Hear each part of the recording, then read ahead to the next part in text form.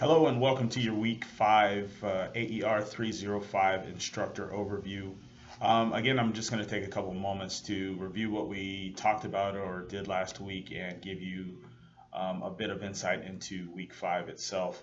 As for week four we saw our second quiz. Overall, the grades on the quiz were pretty good.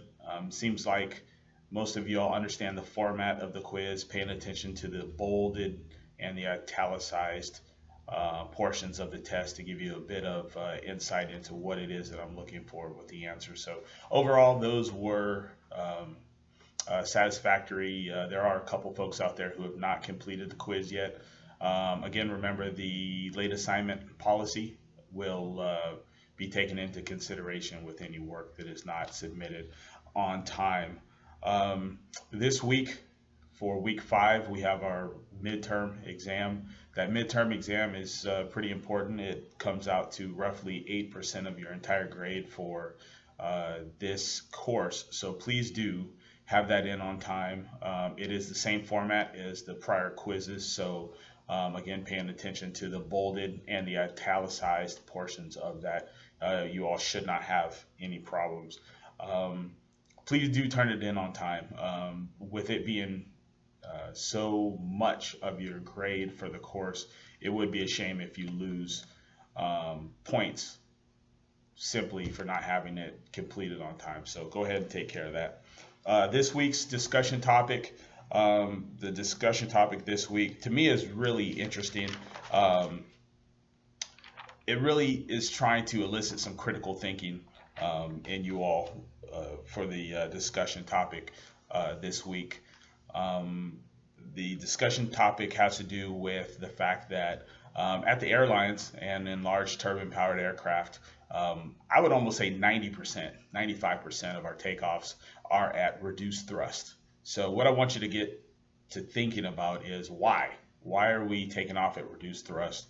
What are some considerations as to, or that we have to take into consideration when doing a reduced thrust? And also, when are some times that we might not want to do a reduced thrust? When might we want a full thrust takeoff?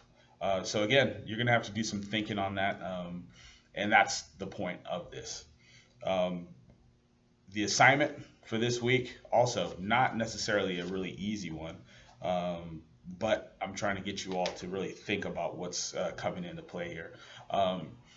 You often hear, if you haven't heard already, once you get into flying simulators and you are constantly going over emergency situations, you're going to hear people say, fly the airplane first. Oftentimes we get into the bad habit of something unfortunate happening in the aircraft, be it losing an engine or losing some type of other system, and people end up moving really fast, flipping switches and doing things a little bit too fast. So you will hear fly the airplane first. So what I want to know from you all is, what does that mean? What does flying the airplane mean? Flying the airplane first mean, and what does that mean to you as professional pilots as you go about any type of abnormal procedure? The reading for this week does pertain to exactly that. You've got chapter 9 that is covering emergencies and abnormal procedures. So some of your answers might come from the reading that you do in chapters 9 and 10. Chapter 10 covers aircraft performance, so that kind of ties in also to the reduced thrust takeoff conversation that we're going to have for this week. That's about it for your week 5 instructor overview.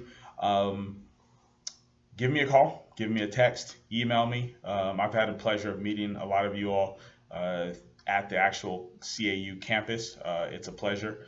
Feel free to contact me if you have any issues. Also, late assignments are really dragging down some of the grades throughout the class. So please do have those in on time. And if you are not aware of the policy or not familiar with it, go ahead and take a look online. Basically, if you turn an assignment in late, it's 10% off. If I don't receive it within 1 week, it's a 0. So I'd hate to see you all lose points and overall credit in the course due to that. So hope to speak with you or correspond with you sometime this week. And as for now, I'll see you next week.